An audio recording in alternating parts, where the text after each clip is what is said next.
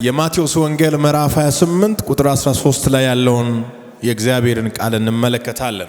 እኛ ተኝተን ሳለን ደቀ መዛሙርቱ በሌሊት መጥተው ሰረቁት በሉ። ይህም በገዢው ዘንድ የተሰማ እንደሆነ እኛ እናስረዳዋለን፣ እናንተም ያለ ስጋት እንድትሆኑ እናደርጋለን አሏቸው። እነርሱም ገንዘቡን ተቀብለው እንዳስተማሯቸው አደረጉ። ይህም ነገር በአይሁድ ዘንድ እስከ ዛሬ ድረስ ሲወራ ይኖራል። ያነበብኩት የመጽሐፍ ቅዱስ ክፍል የማቴዎስ ወንጌል ምዕራፍ 28 ቁጥር 13 እስከ 15 ድረስ ያለው ክፍል ነው። የመልእክት ርዕስ ጥቅምን ከእውነት በላይ አደረጉ የሚል ይሆናል። ጌታችን ኢየሱስ ክርስቶስ ከሞተ በኋላ የአይሁድ ሃይማኖት መሪዎች እውነትን የሚቃወሙ የናዝሬቱ ኢየሱስን ከገደሉ በኋላ መጀመሪያ ድንጋይ ያስቀመጡት በመቃብሩ ላይ፣ በሁለተኛ ደረጃ በማህተም አሸጉት፣ ሶስተኛው ጠባቂዎችን አስቀመጡት። ማቴዎስ ወንጌል ምዕራፍ 28 ቁጥር 13 ጀምሮ ያለውን ክፍል ስንመለከት በጣም የሚያስገርም ነገር አለ። በመጨረሻው ምሽት የሆነ ነገር በጣም አስገራሚ ነው። ማህተም አለ፣ ድንጋይ አለ፣ ሰዎች አሉ። ኢየሱስ ክርስቶስ ከድንጋይ በታች ነው ያለው። ኢየሱስ ክርስቶስ ከማህተም በታች ነው ያለው። ኢየሱስ ክርስቶስ ከጠባቂዎች በታች ነው ያለው። ከላይ የመጣው የእግዚአብሔር ኃይል ግን ኢየሱስን ድንገት ከድንጋይ በላይ ያደረገው፣ ከማህተሙም በላይ ያደረገው። ኢየሱስ ባልታሰበ ሰዓት ከጠባቂዎቹም በላይ ሆነ። እኛ ተኝተን ሳለን የሚል ቃል አለ። በቁጥር 13 ላይ ስትመለከቱ እኛ ተኝተን ሳለን ደቀ መዛሙርቱ በሌሊት መጥተው ሰረቁት በሉ። ውሸት ሁል ጊዜ በገንዘብ ይገዛል። ውሸት ይፈጠራል። ውሸት ክሬት ይደረጋል። ውሸት ግራውንድ የለውም። ለጥቂት ጊዜ ይሰራል። የራሱ ከለር አለው፣ ግን ኃይል የለውም። በውሸት ስማችሁ ሊጠፋ ይችላል። በውሸት ልትገፉ ትችላላችሁ። በውሸት ለጊዜው ቻሌንጅ ሊገጥማችሁ ይችላል። እውነት ግን መጨረሻ ላይ ያሸንፋል። ገንዘብ ውሸትን የመግዛት ኃይል አለው። ገንዘብ ውሸት የማስወራት ኃይል አለው። ውሸትን የማሰራጨት ኃይል አለው። ይህንን ከማቴዎስ ወንጌል ምዕራፍ 28 ላይ ማየት እንችላለን። ተከፍሏቸው ነው ይህንን ያወሩት። የውሸት ዜና አሰራጩ፣ ይከፈልላቸዋል። ውሸት የሚያወሩ ሰዎች ከአራት ነገሮች ተነስቶ ያወራሉ። የመጀመሪያው ከፍርሃት ነው ውሸት የሚመጣው። የሚፈራ ሰው ይዋሻል።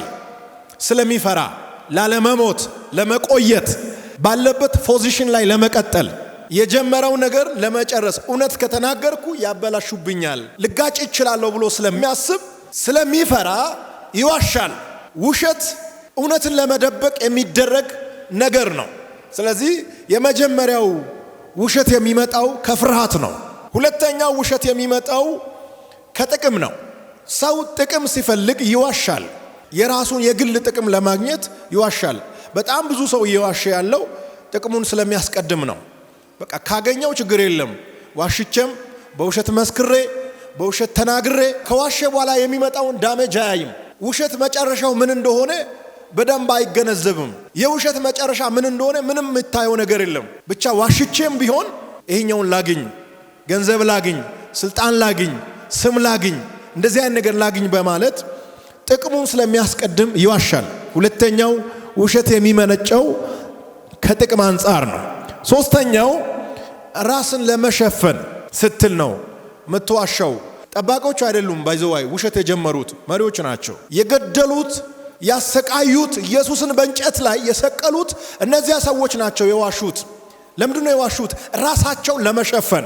ሰው ራሱን ለመሸፈን፣ ራሱን ለማዳን፣ ራሱን እውነተኛ ለማስመሰል በፈለገ ቁጥር ሁሉ ይዋሻል። የተኛውንም ቋንቋ ተጠቅሞ ራሱን መሸፈን ይፈልጋል። እውነተኛ ሰው ሆኖ መታየት ስለሚፈልግ ይዋሻል። ራስን ለመሸፈን ባሰብክ ቁጥር ሁሉ ውሸት እየተናገርክ ትሄዳለህ። የአይሁድ ሃይማኖት መሪዎች ኢየሱስን የገደሉት ሰዎች ለጠባቂዎች መጥቶ እንደዚህ አሉት፣ ተነስቷል ከተባለ ስማችን ይጠፋል። ያወራነው ነገር ሁሉ ውሸት ስለሚሆን ራሳችን ለመሸፈን ስለምንፈልግ ተሰርቋል በሉት የሚል ቃል አለ። ቁጥር 13 ላይ ማንበብ ትችላላችሁ። ደቀ መዛሙርት ሌሊት መጥቶ ሰረቁት በሉ ተብሎ ነው የዋሹት። ውሸት የጀመረው ከጠባቂዎች ሳይሆን ከዋናዎች ነው። በሉት ለምን? ራሳቸውን ለመሸፈን ነው። ራሳቸውን ለመታደግ ነው። ያደረጉት ውሸት የፈጸሙት ወንጀል እንዳይጋለጥ ራሳቸውን ለመሸፈን ነው። ስለዚህ ሶስተኛው ውሸት የሚመነጨው ራስን ለመሸፈን በምታደርገው ጥረት ውስጥ ነው። በውሸት ውስጥ እየገባህ የምትሄደው ጥፋት ትፈጽማለህ። ጥፋት የሚፈጽሙ ሰዎች እየዋሹ ይሄዳሉ የፈጸሙትን ጥፋት ለመሸፈን። አራተኛው የልብ ድካም ነው። ደካማ ልብ፣ ለእግዚአብሔር ያልተገዛ ልብ፣ እግዚአብሔርን የማይፈራ ልብ፣ በሁኔታዎች የተጠላለፈ ልብ ያለው ሰው ይዋሻል። ውሸት ጊዜያዊ መጠጊያ ነው፣ እውነት ግን ዘላለማዊ መሰረት ነው። ከፍለህ የአንድ ሰውን ቢዝነስ ልታበላሽ ትችላለህ። ከፍለህ አንድ ሰውን ልታሳስረው ትችላለህ። 3 ምስክር ገዝተህ ወፍራም ገንዘብ ሰጥተህ ፍርድ ቤት በውሸት አስመስክረህ አንድ ሰውን ምናልባት 5 ዓመት 10 ዓመት ልታሳስረው ትችላለህ። ጊዜያዊ መጠጊያ ነው። እግዚአብሔርን መከተል፣ እውነትን መያዝ፣ ከእውነት ጋር መቆም ግን ዘላለማዊ መሰረት ነው። እስኪ አንድ ሰው አሜን ይበል። ውሸት ኃይል የለውም እያልኩ አይደለም። ውሸት ኃይል አለ። በውሸት የታሰሩ ሰዎች አሉ። በውሸት የተገፉ ሰዎች አሉ። በውሸት ስራ የለቀቁ ሰዎች አሉ። ከጀርባ ያሉ ሰዎች ገንዘብ ከፍሎ ስማቸውን አስጠፍቶ እንዲባረሩ የተደረጉ ብዙ ሰዎች አሉ። ያ ማለት ግን ይቀጥላል ማለት አይደለም። አንድ ቀን ነገሩ ይገለበጣል። ኢየሱስ በሚነሳበት ወቅት፣ መቃብሩ በሚከፈትበት፣ ድንጋዩ በሚንከባለልበት ጊዜ ውሸት ተኛ፣ እውነት ተነሳ። ምንድነው የሚለው ክፍሉ? እኛ ተኝተን ሳለን ውሸት ስተኛ እውነት ይነቃል። ውሸት ስተኛ እውነት ይነሳል። ውሸት ሲቀመጥ እውነት ይራመዳል። ውሸት ይተኛል፣ እውነት ይነሳል። ውሸት ይሞታል፣ እውነት ይነሳል። ሃሌሉያ! ውሸት ሞተ፣ ኢየሱስ ተነሳ። ውሸት ተቀበረ፣ ኢየሱስ ከመቃብር ወጣ። ውሸት ተዋረደ፣ ኢየሱስ ከበረ። በሶስተኛው ቀን ጠዋት ውሸተኛ ተረኛ ሆኖ እውነት ተነሳ። በሕይወታችሁ ላይ ተኝቶ የቆየ እውነት ይነሳል። በሕይወታችሁ ላይ ተዘግቶ የቆየ እውነት በሩ ይከፈታል። ተይዞ የቆየ እውነት ይለቀቃል። የተከለከለ እውነት ጥሶ ይወጣል። አሁን ተረኛው እውነት ነው። ኢየሱስ የተቀበረው አደባባይ ላይ ነው። በአደባባይ ውሸት ተኛ፣ በአደባባይ እውነት ተነሳ። በአደባባይ ውሸት ተዋረደ፣ በአደባባይ እውነት በክብር ተነሳ። ውሸት እየወረደ ሄደ፣ እውነት ከፍ እያለ ሄደ። እውነትን ማየት ብቻ አያድንም፣ መቀበል ያስፈልጋል። ጠባቂዎች እውነትን አላዩ፣ አይተዋል። መሬት ሲንቀጠቀጥ አልሰሙ፣ ሰምተዋል፣ አይተዋል። አዩ እንጂ አልተቀበሉም። የመላእክትን መውረድ አላዩ፣ አይተዋል። አዩ እንጂ ለመቀበል ፈቃደኛ አልሆኑም። የድንጋዩን መነሳት አላዩ፣ አይተዋል። ይዩ እንጂ ለመቀበል ፈቃደኛ አልነበሩም። ስለዚህ እውነትን ማየት አያድንም፣ መቀበል ያስፈልጋል። ብዙ ሰው እውነትን ያያል፣ ለመቀበል ግን ይቸገራል። ከእውነት ጋር ተጋጭተ አታሸንፍም። እውነት ኃይል አለው። እውነት ያሸንፋል። ድንጋዩ ሲንከባለል እያዩ ይሄ ጌታ ነው አላሉትም። ከውሸት ጋር ነው የቆሙት። ከፍተኛ የሆነ የመሬት መንቀጥቀጥ እያለ እውነትን ከመቀበል ይልቅ ማየትን ብቻ መረጡ። እውነት ነው አላሉትም። ይሄ የመሬት መንቀጥቀጥ የመጣው በኢየሱስ ምክንያት ነው አላሉትም። ድንጋዩ ሲንከባለል እያዩ ይሄ ጌታ ነው ብሎ ማመን አልቻሉም። ጌታ ነው ብሎ አልተቀበሉትም። መላእክቶች ወርዶ ሲመላለሱ እያዩ ሞትን አሸንፏል፣ ተነስቷል ብሎ አላወጁም። ተሰርቋል ነው ያሉት። ሰዎች እውነትን ማየት በቂ አይደለም። እውነትን ስላዩ ያምናሉ ማለት አይደለም። ይሄን እያዩ አያምኑ ብላ አትከራከር። ሰው ማመን ከፈለገ ያምናል፣ ማመን ካልፈለገ አያምንም። ማመን ያልፈለገውን ሰው ለማሳመን ጊዜህን አታጥፋ። እያየህ አላምንም ብሎ አንድ ሰው ከወሰነ አያምንም። ያንተ ስራ ምንድነው? መቀጠል ነው። ኢየሱስ ተነስቷል እያልክ መቀጠል ነው። እስኪ አንድ ሰው የኔ ስራ መቀጠል ነው ይበል። ማቴዎስ ወንጌል ምዕራፍ 28 ቁጥር 13 ጀምሮ ባለው ክፍል ውሸት ከውሸት ጋር ሲጣላ፣ ውሸት ከእውነት ጋር አይደለም፣ ውሸት ከውሸት ጋር፣ ውሸት ከራሱ ጋር ሲጣላ፣ እኛ ተኝተን ሳለን ይላሉ። ቁጥር 13 ላይ እኛ ተኝተን ሳለን ካሉ በኋላ ሌሊት ደቀ መዛሙርቱ መጥቶ ሰረቁት ይላሉ። ከተኙ እንዴት አዩ? ብርድ ልብስ ውስጥ ነበርን እያሉ የወሰደውንም ሰው ያውቃሉ። ተኝተን አለኛ በቃ ጦሽ ብለን ተኝተን ነበርን፣ ግን የወሰዱት እነሱ ናቸው። ይታያቸዋል። አይን ጨፍነው እንዲህ እያሉ ያያሉ። ውሸት ከውሸት ጋር ሲጣላ እኛ ተኝተን ሳለን ደቀ መዛሙርቱ ሌሊት መጥቶ ሰረቁት። ተኝተዋሉ እያዩ ነው። እንደዚህ አይነት ውሸት አለ እናንተ ሰፈር? ከ2018 ዓመት በፊት እንደዚህ አይነት ውሸት ነበር። በጣም ዘመናዊ ውሸት ነው። ውሸት መፍጠር ስለሆነ ቀላል ነው። እውነት ነው የሚከብደው እንጂ ውሸት መፍጠር ነው። የፈለከውን አይነት ውሸት መፍጠር ትችላለህ። ደግሞ ሰዎች እውነትን ለማመን ጊዜ ይወስድባቸዋል፣ ውሸትን ግን ቶሎ ያምናሉ።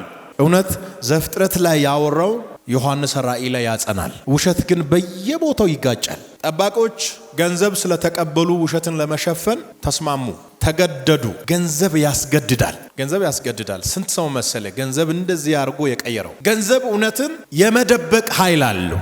ለጥቂት ጊዜ ገንዘብ ያለው ሰው ለጊዜው ሊያስጨንቅ ይችላል። የፈለገውን ባንተ ላይ ሊያደርግ ይችላል። ገንዘብ ስላለው ብቻ ያንተን እውነት ሊያጣምም ይችላል። ሊያሸንፍ ግን አይችልም። መጨረሻ ላይ የምታሸንፈው አንተ ነህ። ለምን? እውነት ሁሉ ጊዜ መጨረሻ ላይ ያሸንፋል። በሶስተኛው ቀን ነው ኢየሱስ ያሸነፈው። አይሁድ መሪዎች ውሸትን የመረጡበት ምክንያት ስልጣናቸውን ለማስቀጠል ነው። ሁለተኛው ህዝቡ እንዳይጠፋ ነው። ኢየሱስ ተነስቷል የሚለው ዜና እውነት ሆኖ ከተገኘ በስልጣን አይቀጥሉም። ሁለተኛው ህዝቡ ከነሱ እጅ ወጥቶ በነ ጴጥሮስ እጅ ይገባል። የአዲሱ ሃይማኖት ተከታይ ይሆናል ሙሉ በሙሉ። ስለዚህ ማድረግ የነበረባቸው ውሸትን መምረጥ አለባቸው። ውሸትን መረጡ። ስልጣናቸው እንዳይጠፋ፣ ህዝቡ ከእጃቸው እንዳይወጣ። የሚታየውን እውነት እያጣመሙ በስልጣን ላይ ለመቆየት ጥረት የሚያደርጉ ሰዎች አሉ። በእኛም ዘመን ለዘመናት በበላይነት የመሩት ህዝብ ከእጃቸው እንዳይወጣ የተኛውንም ውሸት እውነት አስመስሎ ለማቅረብ የሚተጉ ሰዎች በእኛም ዘመን አሉ። ህልናቸው ያውቃል የሚያወሩት ትክክል እንዳልሆነ፣ ነገር ግን ይክዳሉ። እየዋሹ ስልጣናቸውን፣ እየዋሹ ከፍታቸውን፣ እየዋሹ ስማቸውን ማስቀጠል የሚፈልጉ ሰዎች አሉ። እንደዚህ አይነት ሰዎች አንድ ቀን ይዋረዳሉ። ውሸት እያለ ኢየሱስ ተነሳ። ውሸት እያለ መቃብር ተከፈተ። ውሸት እያለ ኢየሱስ ወጣ። ውሸት እያለ እውነት ይቀጥላል። ውሸት እያለ እውነት ያሸንፋል። ውሸት እያለ እውነት ይወርሳል። የእግዚአብሔርን ሥራ ማንም ሊከለክለው አይችልም። በደንብ ስሙኝ። እውነት ዋጋ ያስከፍላል። እውነት እስከ ሞት ድረስ የምትቆመው ጉዳይ ነው። ለእውነት ቆሜ ተሰድቤያለሁ፣ ለእውነት ቆሜ ተመትቻለሁ፣ ለእውነት ቆሜ ታስሬያለሁ የምትሉ ሰዎች አላለቀም። ለእውነት ቆመ ትሞታለህ፣ በኋላ ግን ትነሳለህ። ይሄ ወር የትንሣኤ ወር ነው። በትንሣኤ አዋጅ አውጃለሁ። በኢየሱስ ክርስቶስም ትነሳላችሁ። ነገራችሁ ይነሳል። ስራችሁ ይነሳል። አገልግሎታችሁ ይነሳል። ህልማችሁ ይነሳል። የሰራችሁት ነገር በሙሉ ይነሳል። ይነሳል ይበል አንድ ሰው። ድገሙልኝ። ይነሳል። ከዚህ በላይ አንድ እውነት የሆነ ነገር ስትናገር ሰዎች ወዲያውኑ አይቀበሉም። 10 ሰው ጋር ይደውላሉ። እውነት ነው ይሄ ነገር ይላሉ፣ ለማጣራት ይፈልጋሉ። ውሸት ሲነገር ግን ማንም ጋር አይደውሉም፣ ወዲያውኑ ያምናሉ። ምንም አይነት ምርመራ ሳያደርጉ ሰዎች ውሸትን ያምናሉ። እውነት ግን ጊዜ ይፈጃል። እውነት ይዘህ ኋላኛ ልትባል ትችላለህ። እውነት ይዘህ ልትደበቅ ትችላለህ። እውነት ይዘህ ልትረሳም ትችላለህ። አንድ ቀን ግን ያንተ ስም በአደባባይ በክብር ይጠራል። የኔ ጉዳይ እንደ እንትና ጉዳይ ቶሎ ያልተሰማበት ምክንያት ምንድነው ያላችሁ ራሳችሁን እየጠየቃችሁ የምትሰቃዩ ሰዎች፣ ከራሳችሁ ጋር የምትጣሉ ሰዎች፣ ያንተ ጊዜ የወሰደበት ምክንያት እውነት ስለሆነ ነው። ሰው ውሸትን መመርመር አይፈልግም፣ ወዲያውኑ ያምናል። እውነት ግን ጊዜ ይወስዳል። ተረጋግተህ ቁጭ በል። ውሸት በ120 ሲሄድ አንተ በ20 ሂድ፣ ታሸንፋለህ። የእውነትና የውሸት ስፒድ አይገናኝም፣ ፍጥነታቸው የተለያየ ነው። ውሸት በጣም ይፈጥናል። ውሸት በ120 ሲሄድ እውነት በ20 ይሄዳል። ግን የሚያሸንፈው እሱ ነው። በጣም ቀስ ብሎ ነው አይደለም ይሄደው፣ ግን ያሸንፋል። በጣም ከሚፈጥነው ውሸት ይልቅ ቀስ ብሎ የሚሄደው እውነት በኋላ ያሸንፋል። ይሄ መልእክት ላንተ ነው። በጣም ቀስ ብለ እየሄድክ ነው አይደል? ዝቅ ብለ እየሄድክ ነው፣ በኋላ ታሸንፋለህ። ውሸት ሲተኛ አንተ ትነሳለህ። ውሸት ሲደበቅ እውነት ይገለጣል። ውሸት እየቀነሰ ሲሄድ እውነት በኢየሩሳሌም እየጨመረ ሄደ። እውነት ኢየሱስ ነው። እውነት ኢየሱስ ነው። እየጨመረ ይሄዳል። እውነት እየበዛ ይሄዳል። እውነት እያሸነፈ ይሄዳል። እውነት እየሰበረ ይሄዳል። እውነት እየወረሰ ይሄዳል እውነት ከፍ እያለ ይሄዳል እውነት ጠላት ውሸታም ስለሆነ ነው ተሰርቋል ብሎ ያስወራው የናዝሬቱ ኢየሱስ አልተሰረቀም ተነስቷል የናዝሬቱ ኢየሱስ አልተሰረቀም ተነስቷል የናዝሬቱ ኢየሱስ አልተሰረቀም ተነስቷል እንጂ ኢየሱስ ተነስቷል ጉባኤ ከኔ ጋር ኢየሱስ ተነስቷል በሉት እነሱ ተሰርቋል ብሎ ያስወሩት ኢየሱስ በኢየሩሳሌም ከተማ እየዞረ መነሳቱን ያሳያል አለው በተዘጋ ቤት ውስጥ ገብቶ አለው ከ500 የሚበልጡ ሰዎች ባሉበት አለው ለኤማውስ መንገደኞች አለው እየዞረ አለው እውነት አለው እያለ አደባባዩን ሲቆጣጠር ውሸት ወደ ቤት ገባ ተደበቀ ውሸት ገንዘብ የሸፈነው እውነት እማማ ሰዎች የሸፈኑት እውነት ቀኑ ሲደርስ አደባባዩን ተቆጣጠረ እውነት የሚያሸንፍበት ቀን አለ ከታገሳችሁ ነው ይሄን የምታዩት ወዳም ስሙኝ ሰዎች ከተባበሩ እውነትን መግደል ይችላሉ አንድ ላይ ከተያያዙ እውነትን መግደል ይችላሉ እንዳትጠራጠሩ እውነት ላይ ድንጋይ ማስቀመጥ ይችላሉ ስልጣን ካላቸው ገንዘብ ካላቸው አጋጣሚውን ካገኙ እውነትን መግደል ይችላሉ ምንም አያመጡም አትበል መግደል ይችላሉ ገደሉት ማለት ግን አስቀሩት ማለት አይደለም እውነት ፍሬሽ ሆኖ ይነሳል በሌላ ክብር ይነሳል ኢየሱስ እኮ ከተነሳ በኋላ ራቡኒ ያለች ለሄደች ለማርያም ምንድነው ያላት ኖ ኖ ኖ ኖ ኖ እንደባለፈው አይደለም ከትንሳኤ በኋላ ፍሬሽ ነኝ ዝም ብሎ ማቀፍ አይቻለም ይሄ አካል የትንሳኤ አካል እውነት ሲነሳ ፍሬሽ ነው የሆነው በውሸት አታክ የተደረጋችሁ ሰዎች እንደገና ስትነሱ እግዚአብሔር ምስክሬ ነው ትናንትና የጎዱ ሰዎች ዝም ብሎ ማቀፍ አይችሉም ዝም ብሎ መጨበጥ አይችሉም እንዴት ዋልክ ሊሉ አይችሉም እዛ ጋር ትላለ እዛ ጋር ለምን ሲባል ሌላ ክብር ውስጥ ነው ያለ ሌላ ኃይል ውስጥ ነው ያለ ሌላ ሞገስ ውስጥ ነው ያለ መነሳት ከፈለክ መሞት አለብህ ይሄ ነው ፕሪንሲፕሉ ይሄን ለማወቅ ኮሌጅ ውስጥ መግባት ያስፈልጋል መነሳት ትፈልጋለህ መሞት አለብህ ተነስቼ ሞታለሁ አይሰራም ሞቼ እነሳለሁ ኢየሱስ ሞተ ሰዎች ብዙ ሆኖ ነው ድምጽ እኮ ነው ባርባን ይፈታ ብዙ ድምጽ አለ ባርባን ይፈታ የአይሁድ ንጉስ ምን ይበል ይሰቀል ድምጹ ነው በጣም ብዙ ድምጽ ያስገድላል የውሸት ድምጽ በጣም ሲበዛ እውነትን ያጠፋል እውነትን ጭምድድ ያደርጋል ውሸት ኃይል የለም ብያ ግራውንድ የለውም ፈጠራ ስለሆነ